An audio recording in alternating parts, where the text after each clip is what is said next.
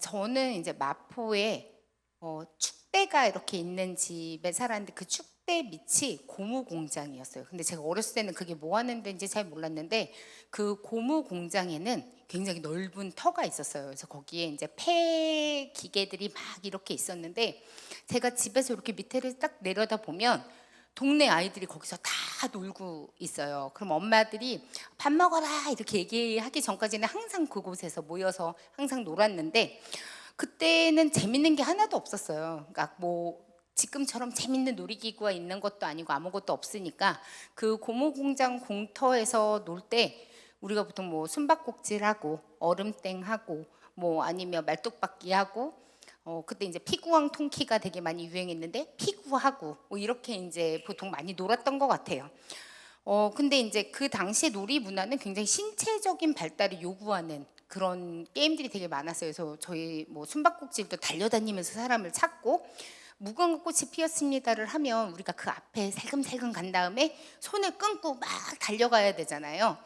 그리고 뭐 이제 얼음땡도 하면 친구를 가서 땡 쳐주고 막 이렇게 뛰어야 되는데 여러분들이 다 모든 분들이 짐작을 하실지 모르겠지만 제가 이제 예전에 어떤 설교에서도 얘기했는데 저는 체력장 5급에 그다음에 이제 달리기를 100m를 걷는 게 더 빨라져. 한 25초 정도 걸려요. 제가 100m 뛰는데 이게 약간 평발인데 그거를 이제 너무 못 뛰니까 놀이를 할 때마다 너무 두려웠던 그런 기억이 있어요. 근데 제가 왜 두려웠냐 하면 그 당시에는 자신의 편을 이제 가를 때 어떻게 하냐면 두 명이 굉장히 잘하는 그 골목대장 같은 아이들이 있잖아요. 그 아이들이 한 명이 진짜 잘하고 또 한 명이 되게 잘하면 얘네가 막 가위바위보를 해가지고 사람들이 이렇게 택한단 말이에요. 그러면 공격과 수비가 있고 두 편으로 나뉘면 저는 항상 어떤 직책을 맡았어요. 그럼 여러분들이 다 알고 있는 그 직책이겠죠. 깍두기였어요. 그래서 이제 제가 맨날 껴주지 않으니까 얼마나 제 안에 속상함이 있겠어요. 근데 여러분들이 그 깍두기의 뜻은 알고 계세요? 왜 우리가 깍두기라고 부르나 그거에 대해서 모르실 텐데 그 깍두기는 실은 김치를 담글 때 무를 이렇게 썰어서 넣잖아요. 우리가 석박지처럼도 넣고 채를 썰어서 넣고 근데 무를 우리가 다 깍두기라고 부르잖아요.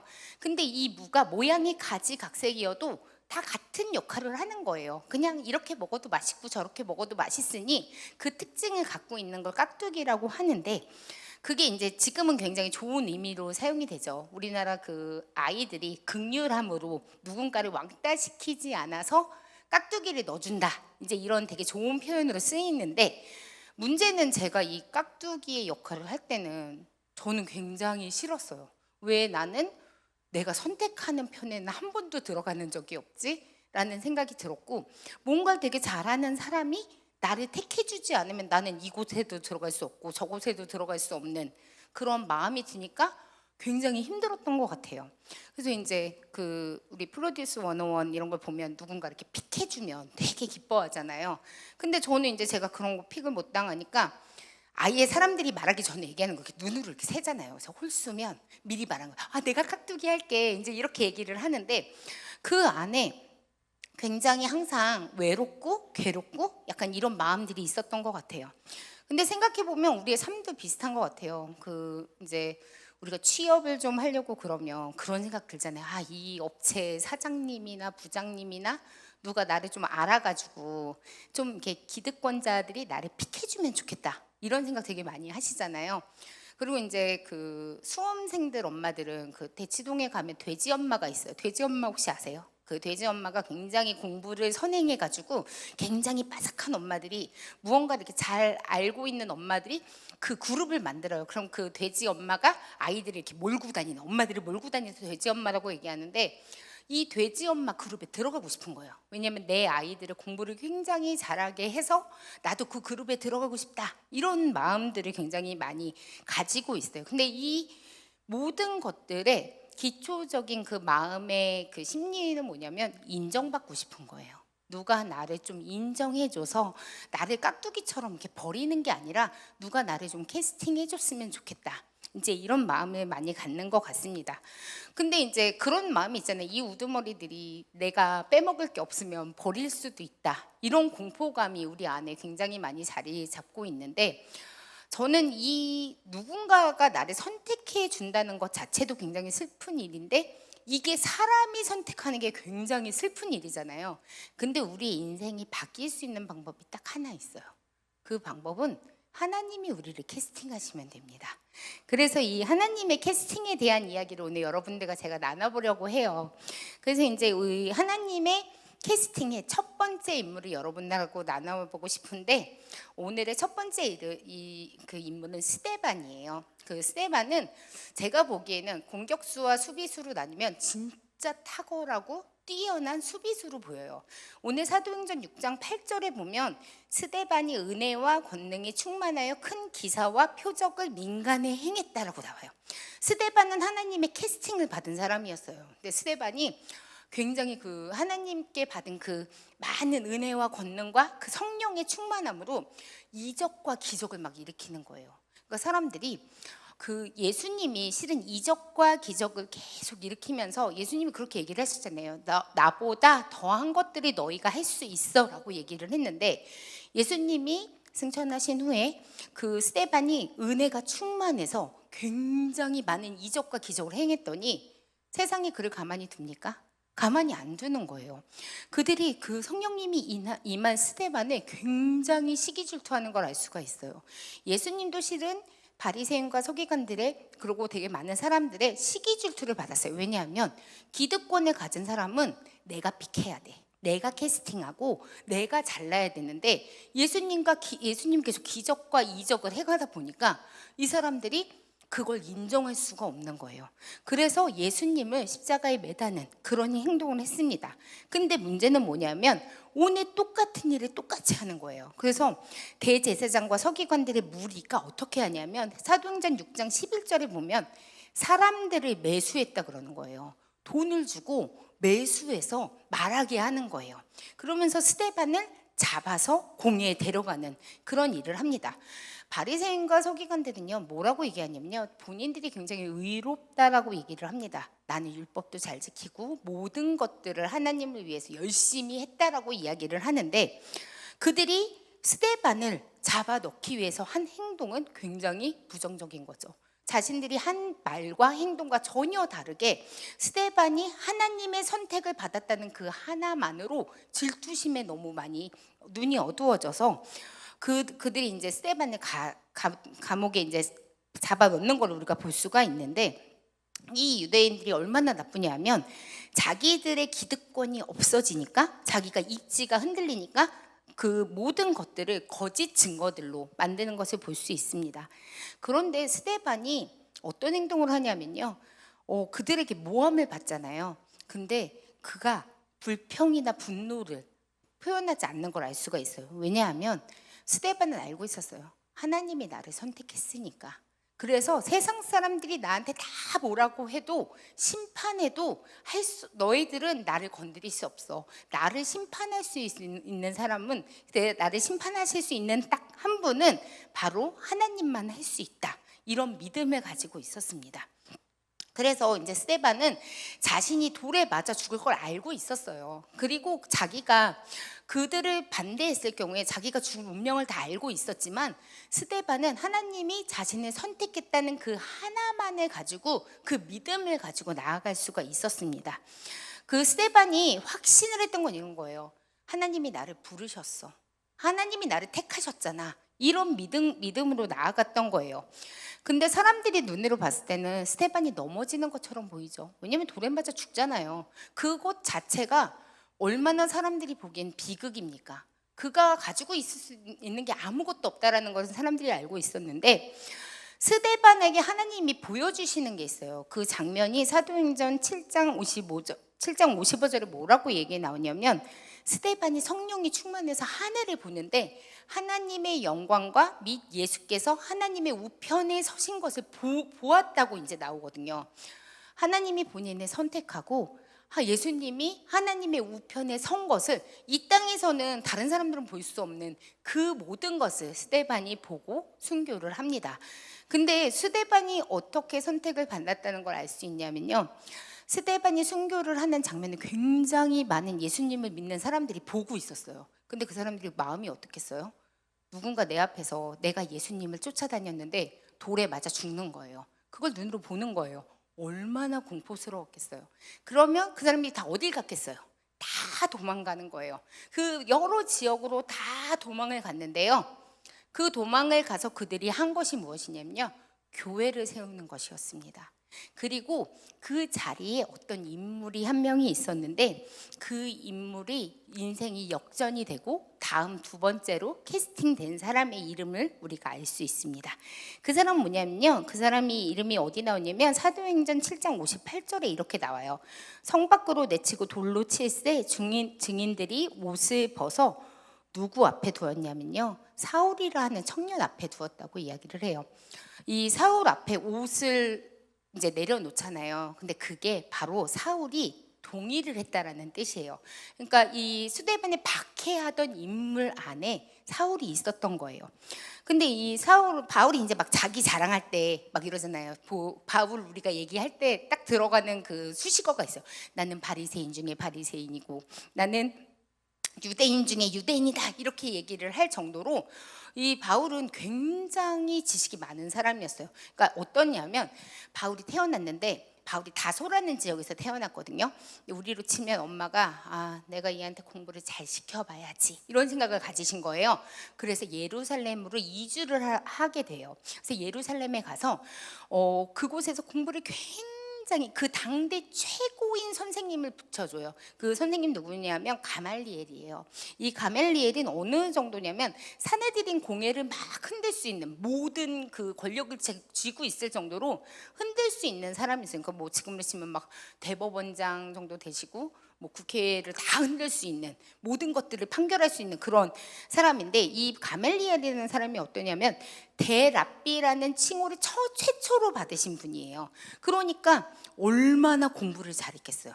그러니까 바울이 얼마나 공부를 많이 하고 그 당시에 정말 최고의 지식인과 함께하고 있었던 거예요.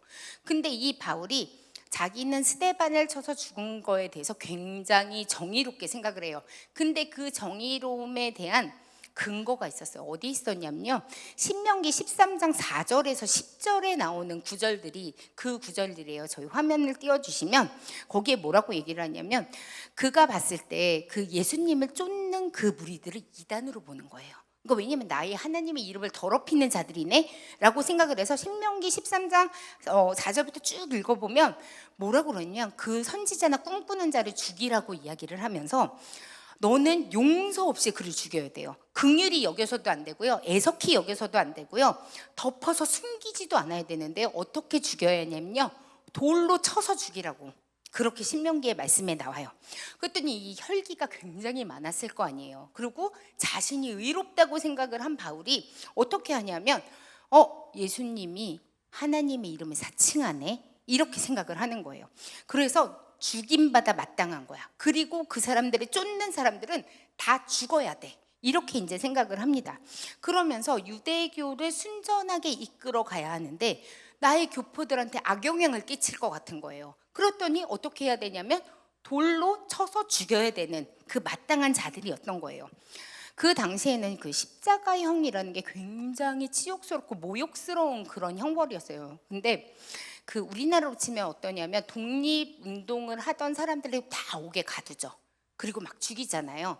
그 당시에 갈릴리에서 굉장히 많은 사람들이 처형이 돼요. 수백 명, 수천 명, 이런 사람들이 굉장히 많이 처형이 되는데, 그 처형의 제목이 뭐냐면 로마 반역을 한 자들이 처형이 돼요. 근데 예수님이 돌아가신 것도 로마 반역 운동의 지도자라고 몰렸단 말이에요.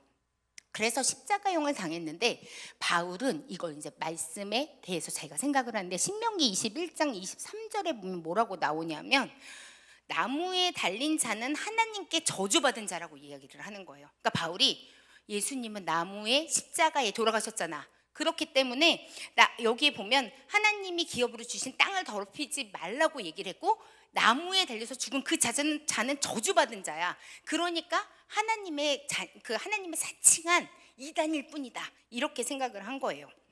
그래서 이 성경의 구절을 번역을 하면 어떠냐면, 바울이 위협과 살기가 바울의 들숨과 날숨이 되었다고, 이렇게 성경이 이야기를 합니다.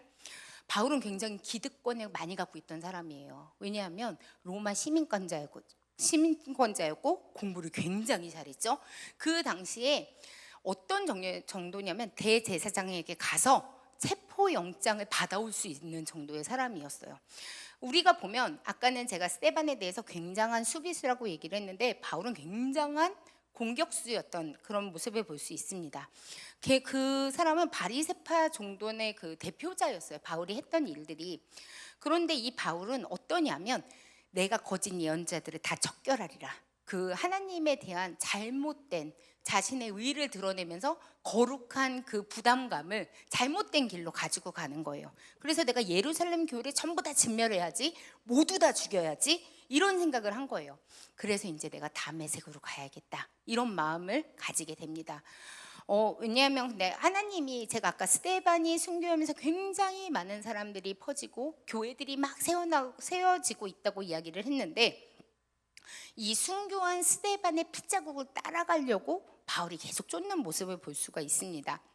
그래서 예루살렘에서 다메섹이 240km예요. 근데 지금으로 따지면 우리 240km 금세 가잖아요. 한 3시간 정도면 가는데, 그 스데반의 핏자국 따라서 쭉 가는 게 아마 그 다메섹 회당에 갈 때 굉장히 오래 걸렸을 거예요. 한 일주일 정도 계속 갔을 텐데, 그 당시에 유대인들이 한 3만 명에서 4만 명 정도가 그 지역에서 살고 있었다고 합니다.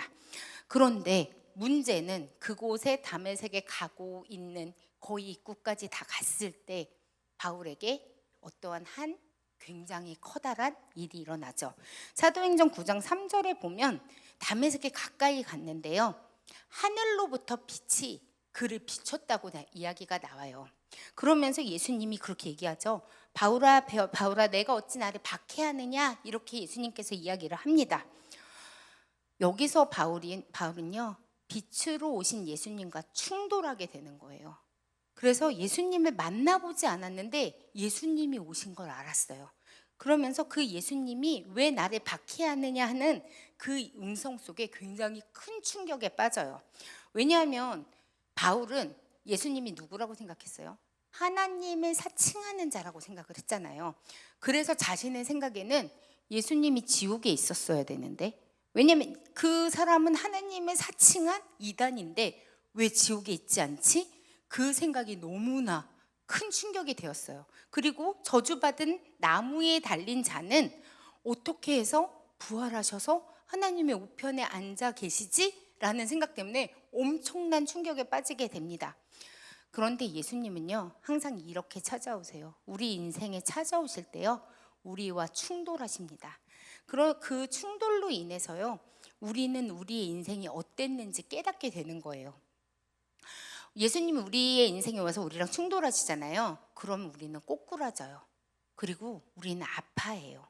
그리고 세상의 눈으로 봤을 때 실패한 것처럼 느껴질 때가 되게 많아요.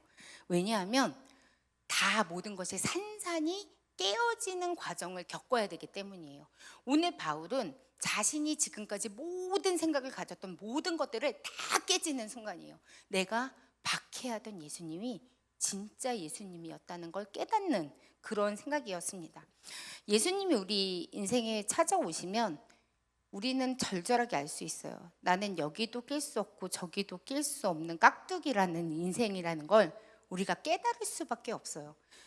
예수님을 굉장히 잘 믿는 것 같이 나의 의가 막 드러나서 내가 신앙생활 되게 잘하고 있었던 것 같고 나는 되게 외롭고 살고 있었던 것 같은데 그것도 아닌 거예요.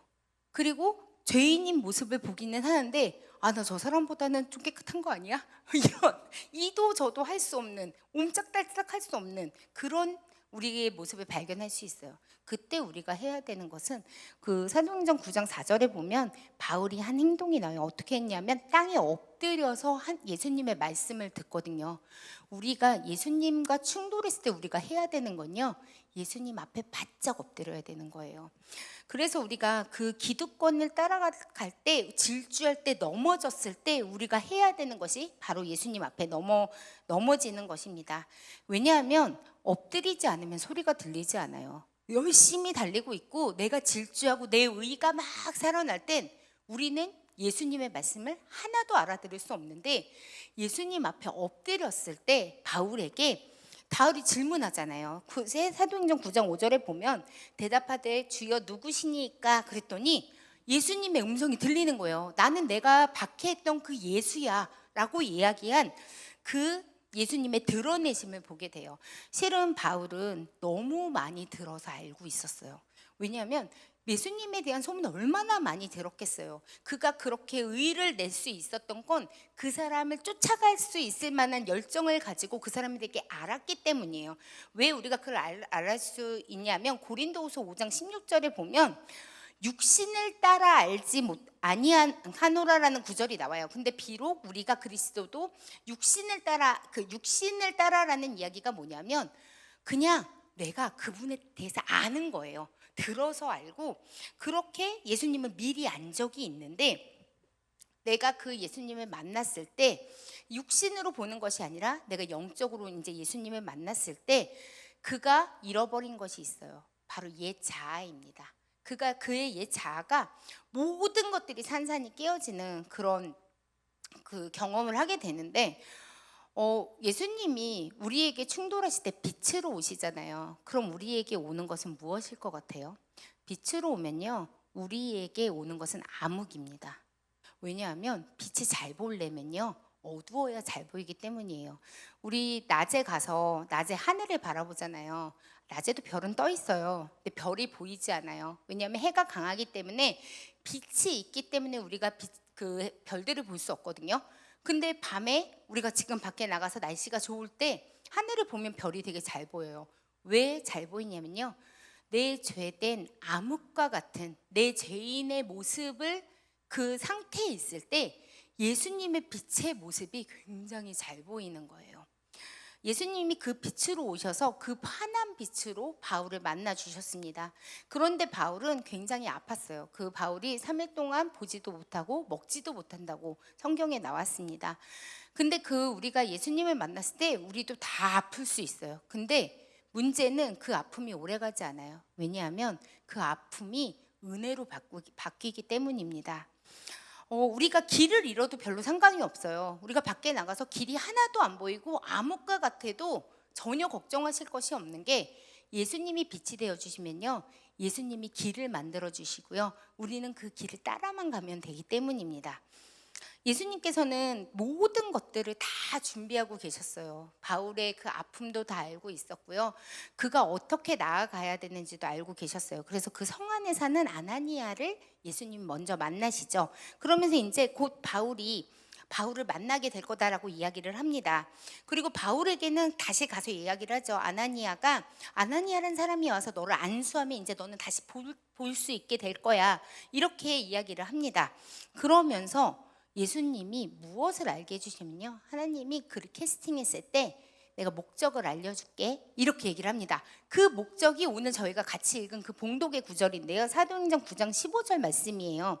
주께서 이르시되 가라, 이 사람은 내 이름을 이방인과 임금들과 이스라엘 자손들에게 전하기 위하여 택한 나의 그릇이라. 이것이 바로 목적입니다. 세상에서 기득권을 가지고 누군가를 공격했던 바울도 여기에 이제 끼지도 못하고 아무 능력도 없던 우리도 하나님이 어떻게 쓰시겠다고 이야기를 하냐면요, 나를 전하기 위해서 내가 너희를 택했어, 이렇게 이야기를 하시는 거예요. 우리 막 그러잖아요. 제가 이제 그런 생각 되게 많이 했거든요.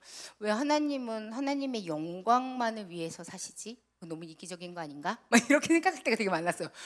그럼 우리에게 무슨 이득이 있지? 근데 하나님의 영광을 위해서 우리를 택한 이유는요, 우리가 아무것도 아닌데요, 하나님이 우리를 택해서 하나님이 영광을 받으시는 것은 우리를 어떻게든 하나님이 이용하신다는 걸 자랑하시기 위해서인 거예요. 내가 가진 거 없잖아요. 그러니까 어떻게 생각하면 되냐면, 하나님 모든 거 다 가지셨어요. 세상 최고의 부자세요. 하나님 더 이상 우리가 무언가를 드린다고 더 부자가 되시는 분도 아니고요, 하나님 모든 것을 창조하신 창조주신데 뭐가 더 필요하시겠습니까? 근데 그 하나님이 우리를 통해서 영광을 받으신다는 건요, 우리를 굉장히 복 주시고요, 우리를 사용해서 형통하게 만들어 주시고요, 우리를 은혜를 부어주셔서 우리를 통하여 사람들이 예수님을 알게 하기 위해서 우리를 사용하시는 거거든요. 그러면 우리가 어떻게 되냐면 이 것들을 자랑해야 돼요. 이 자랑하는 것이 무엇이냐면요, 복음을 전하는 거예요. 내가 자랑할 수 있는 건 복음밖에 없어요. 여러분들이 자랑할 수 있는 건 딱 하나밖에 없어요. 우리는 자랑할 게 내 안에 하나도 없거든요. 내 죄성을 자랑하겠어요? 뭐 나의 연약함밖에 없는 거잖아요. 우리가 자랑할 수 있는 건 오직 복음밖에 없습니다. 우리가 이 복음을 전하면 실은 우리에게 실은 핍박이 올 수도 있어요. 왜냐면 오늘 아나니아가 뭐라 그러냐면 사도행전 9장 13절에 보면 뭐라고 그러냐면 아나니아가 대답하되 주여 이 사람에 대해 내가 여러 사람에게 듣사온즉 그가 예루살렘에서 주의 성도에게 적지 않은 해를 끼쳤다 하더니 라고 말을 해요. 회심에서 예수님 만났어요. 회심에서 예수님 만났는데 그 다음에 돌아오는 답변은 뭐냐면요, 예수님 믿던 사람들이 저 사람 다 박해하던 사람이잖아요. 저 사람 되게 악한 사람이래요. 여기 끼워줄 수 없습니다. 이렇게 이야기를 해요. 유대인들은 뭐라 그러냐면요, 저 사람 변절자야. 저 사람 그렇게 사람들 쫓아다니면서 죽였는데 이제 와서 예수님 믿는데, 이렇게 얘기를 해요. 모든 사람이 다 끼워줄 수 없대요. 깍두기면 좀 나요. 깍두기도 이제는 끼워줄 수 없다고 이야기를 해요. 바울은 복음 전파를 위해서요, 유대인들한테 계속 쫓겨요. 옥에 갇혀서 매도 맞고요, 그 다음에 파선해서 깊은 바다에서 지내고 위험도 당하고요. 그 인생이 우리의 눈으로 봤을 때 그렇게 행복해 보입니까? 그렇게 부유해 보입니까? 그렇게 자신만만하면서 세상에서 떵떵거리고 사는 것처럼 보이지 않아요. 인간의 눈으로 망한 것처럼 보여도요, 이 승리는요, 시작부터 끝까지 하나님이 계획하시고 만드시고 선택하신 일이에요. 왜냐하면 예수님께서는 이 바울을 캐스팅하기 전에 저는 그런 생각 되게 많이 하거든요. 유대인 중에 유대인으로 만드신 건요, 유대인들을 상대할 때 단 하나도 꿀리지 않게 하기 위해서예요. 그 사람들이 말할 때 내가 너보다 더 잘 알아, 바울은 분명히 말할 수 있을 거예요. 그리고 로마 시민권자인 바울을 건드릴 수 없어요. 그 누구도 그를 이길 수 없게 이 판을 다 짜놓으신 분이 바로 하나님이셨던 것입니다. 그 당시에 세계관은 어떠냐면요, 스페인이 세상의 끝이라고 생각을 했어요. 근데 이 바울이 스페인까지도 꿈을 꿔요. 예수님의 복음을 전해야지, 내가 그곳에 가야지 라는 마음을 품고 나아가게 하시는 거예요. 근데 그 나아가는 것에는 바로 하나님의 캐스팅이 있었던 거예요. 그런데 여러분, 정말 놀라운 건 뭐냐면 우리는 창세 전부터 택정받은 사람들입니다. 바울은 이렇게 고초를 받으면서 자신이 택정받는 것을, 그 관계들을 다 알고 있었는데요. 여러분들은 이미 택정을 받았다는 게 얼마나 감사하고 놀랍고 감격할 일입니까? 하나님이 우리를 이 땅에 부르신 이유는 딱 하나예요. 복음을 맡기기 위해서예요. 그리고 여러분들은 어떤 것들이 있어도 여러분들의 약점이 다 강점으로 변할 수 있어요. 왜냐하면 하나님의 부르심에 후회가 없기 때문입니다. 오늘 하나님이 여러분들 이 자리에 초청하셨잖아요. 그리고 여러분들이 복음의 전도자가 되기를 하나님이 원하시는 거예요. 세상에 많은 사람들이 빛을 쫓아갈 수 없고요, 잃어버린 양들이 너무나 많아요. 세상 밖에 나가면 너무 재밌는 게 많아요. 실은 뭐 금요일 밤 되면 다 불금하러 밖에 나가고, 이제 4.5일이 되면 더 심해지겠죠. 다 세상 사람들 놀러가고 세상을 쫓아다닙니다. 근데 하나님이 그들이 하나님을 알기를 원해요. 예수님을 알기를 원하시는 것입니다. 그리스도인을 박해했던 바울은요, 은혜로운 보복으로 복음의 전파자로, 정말 그 성경을 보면 저희가 사복음서 외에 그 신약의 거의 대부분이 바울에 대한 이야기잖아요. 그 바울이 사도행전으로 사는데, 여러분들은 지금 어느 시대에 살고 계세요? 우리도 똑같이 사도행전의 시대를 살고 있습니다. 왜냐하면 예수님이 재림의 때까지 우리도 사도행전적으로 살아야 되는 이유는요, 예수님이 오시는 그 마라나타의 순간까지 예수님이 우리에게 명령하신 그것을 지키면서 살아가야 되는 것이 우리가 해야 되는 일입니다. 하나님이 우리의 삶을 다 책임져 주세요. 우리가 막 생각할 때, 그럼 우리가 예수님 복음 전하고 다니면 맨날 우리는 힘들어야 되고 우리는 가난해야 되고 쫓겨 다녀야 되는 거 아닌가 라는 생각을 하실 수 있는데요, 여러분의 삶은 하나님이 모든 것을 다 예비해 주시고 채워 주시는 삶입니다. 그래서 우리 오늘은 하나님 앞에서 결단하셨으면 좋겠어요. 나 하나로 인해서 정말 이 땅에 하나님의 복음이 전파되고 이 땅에 하나님 나라가 확장되는 것, 그것이 바로 오늘 하나님이 여러분을 그리고 이 자리에 부르신 이유입니다. 저희 오늘 성경 구절 굉장히 유명한 구절이죠. 로마서 8장 29절 같이 봉독하시고 저희 이제 또 파송 찬양 같이 하겠습니다. 같이 봉독하시겠습니다. 시작.